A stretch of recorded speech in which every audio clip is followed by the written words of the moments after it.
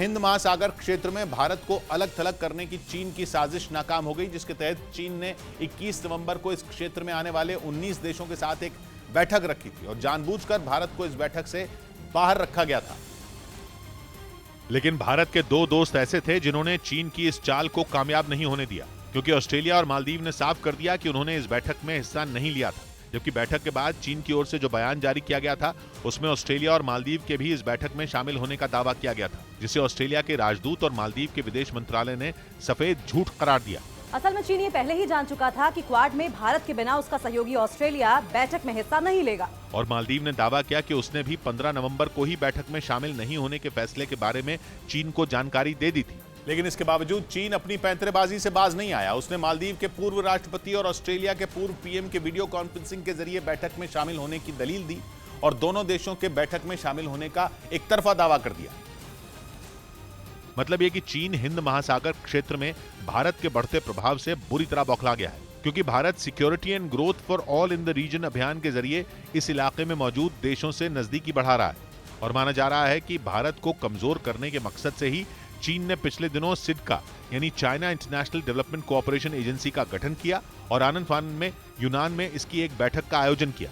कहा जा रहा है कि इस बैठक का मकसद निवेश का लालच देकर हिंद महासागर के देशों को अपने जाल में फंसाना था, क्योंकि मालदीव, पाकिस्तान और श्रीलंका जैसे उन देशों को इसमें बुलाया गया था जो चीन के सबसे बड़े कर्जदारों में शामिल हैं। और इन देशों पर दबाव बनाकर चीन दक्षिण चीन सागर की तरह हिंद महासागर क्षेत्र में भी अपना दबदबा बढ़ाना चाहता है। लेकिन मालदीव ने इस बैठक से किनारा कर उसके प्लान पर पानी फेर दिया।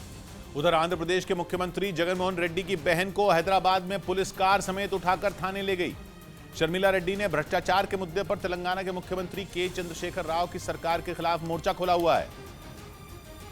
और इसी कड़ी में वो जब अपने समर्थकों के साथ सीएम दफ्तर का घेराव करने पहुंची तो पुलिस उन्हें कार समेत ही एसआर नगर थाने ले गई।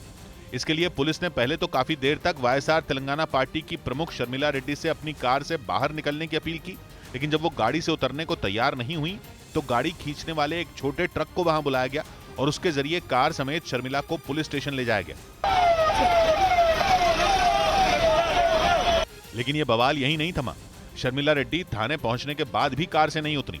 Squatted on the road to stage protest right now is to bring Sharmila out of that car. बाद में पुलिस ने शर्मिला रेड्डी को हिरासत में ले लिया, लेकिन थाने के बाहर उनके समर्थकों ने हंगामा जारी रखा। इस बीच जयपुर में गद्दार विवाद के बाद पार्टी की एक बैठक में मुख्यमंत्री अशोक गहलोत और सचिन पायलट पहली बार एक साथ शामिल हुए। ये बैठक राहुल गांधी की भारत जोड़ो यात्रा को लेकर हुई, जिसमें अशोक गहलोत और सचिन पायलट ने भी हिस्सा लिया। गद्दार वाले बयान के बाद ये पहला मौका है जब दोनों नेता आमने सामने हुए। इस दौरान दोनों ने एक दूसरे का अभिवादन भी किया। बैठक में पार्टी महासचिव केसी वेणुगोपाल समेत 30 से ज्यादा पदाधिकारी शामिल हुए। इधर अमृतसर में बॉर्डर के पास बीएसएफ के जवानों ने पाकिस्तान की ओर से आ रहे एक ड्रोन को मार गिराया, जिसमें 8 किलो हेरोइन बरामद की गई, जिसकी कीमत करीब 20 करोड़ बताई जा रही है। जानकारी के मुताबिक बीएसएफ के जवान सीमा पर गश्त कर रहे थे, तभी ड्रोन की आवाज सुनते ही उन्होंने उस पर गोलियां चला दी और ड्रोन को नीचे गिरा दिया, जिसको कब्जे में लेने के बाद सुरक्षा एजेंसियां जांच में जुट गईं।